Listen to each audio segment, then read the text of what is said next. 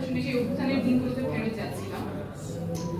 আমাদের অভ্যুত্থানের দিনগুলোতে যদি আমরা একটু যাই, একটু চোখ বুজে কল্পনা করি সেই দিনগুলোর কথা, এই যে বিশাল জনসমুদ্র ছিল, সেই বিশাল জনসমুদ্রে যদি শুধুমাত্র পুরুষ থাকতো, যেদিকে তাকাই ডানে বামে শুধু পুরুষ আর পুরুষ, কোথাও কোনো নারী নাই, তাহলে সেই আন্দোলনের রূপটা কেমন হতো, সেই আন্দোলনের চিত্রটা কেমন হতো?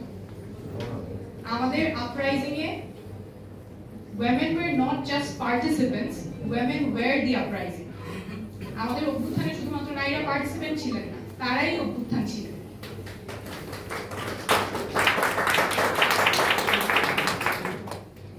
একদম সামনে থেকে আমাদের নারীরা নেতৃত্ব দিয়েছেন। রুমানা আপা বলেছেন যে পুলিশের চোখে চোখ রেখে কথা বলেছেন, সেই যে স্লোগান কে এসেছে কে এসেছে, পুলিশ এসেছে পুলিশ এসেছে, চোখে চোখ রেখে যেমন কথা বলেছেন, সমাবেশের সামনে থেকে নেতৃত্ব দিয়েছেন, মিছিল করেছেন, এবং আমরা তো অনেকগুলো আইকনিক ছবিও দেখেছি যে নারীরা রিকশায় দাঁড়িয়ে স্লোগান দিচ্ছেন বৃষ্টির মধ্যে। That was an iconic picture. দেশে বিদেশে আমরা অনেক প্রচার করেছি। তো এই দুর্দান্ত চিত্রগুলো আমরা আমাদের রাজনীতিতে, নতুন রাজনৈতিক দলে, নতুন রাজনৈতিক বন্দোবস্তে কিভাবে আমরা সাস্টেইন করব, কিভাবে আমরা এটা আরো এনহ্যান্স করব, সেটাই আমাদের আগামী চ্যালেঞ্জ। এক্ষেত্রে অনেকে বলতে পারেন যে এটা অনেক দূরের স্বপ্ন, এখনই না, সামনে একটা সময় আসবে, women must wait for their turn। ইতিহাসে এটা অনেকবার হয়েছে। একদম খুব সম্প্রতি যদি আমি বলি, আরব স্প্রিং এ নারীরা সামনে থেকে নেতৃত্ব দিয়েছেন, সেটা খুবই প্রশংসিতও হয়েছে। কিন্তু যখন অধিকারের প্রশ্ন এসেছে, তখন কিন্তু নারীরা সেই জায়গায় তাদের অধিকার নিশ্চিত করতে পারেন। তাদেরকে বলা হয়েছে এটা পরে পরে একটা সময় আসবে, আপনারা অপেক্ষা করেন। সেই অপেক্ষার প্রহর আর শেষ হয়নি। তো এই যে কথাগুলো যে সামনে হবে, ভবিষ্যতে হবে, এখন না, এখন আসলে সময়টা ঠিক না। That is one way of saying it's not going to happen.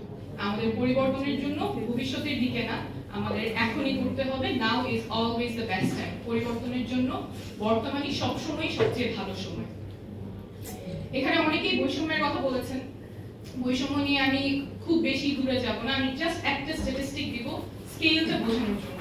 আমরা অমর্ত্য সেনকে অনেকেই চিনি, নোবেলজয়ী অর্থনীতিবিদ। উনি 1989 সালে একটা গবেষণা করে দেখিয়েছিলেন যে বৈষম্যের ফলে পৃথিবীর যে জনসংখ্যা আছে তার মধ্যে 100 মিলিয়ন ওয়ামেন মিসিং, অর্থাৎ 10 কোটি নারী থাকার কথা ছিল, বৈষম্যের ফলে আমাদের জনসংখ্যায় এই 10 কোটি ওয়ামেন নাই। That is the scale of বৈষম্য উই ফেস। এবং এই থেকে উত্তরণের অনেকগুলো কথা অনেকের কাছ থেকে এসেছে। আমাদের এটা অ্যাকনলেজ করেই শুরু করতে হবে যে বৈষম্য আছে, এবং রাজনীতিতে আমরা যদি women's voice incorporate করতে চাই, এনহ্যান্স করতে চাই, সাস্টেইন করতে চাই, we must acknowledge the place we start from। এই ক্ষেত্রে আমার মনে হয় দুইটা জিনিস আমাদের অবশ্যই মাথায়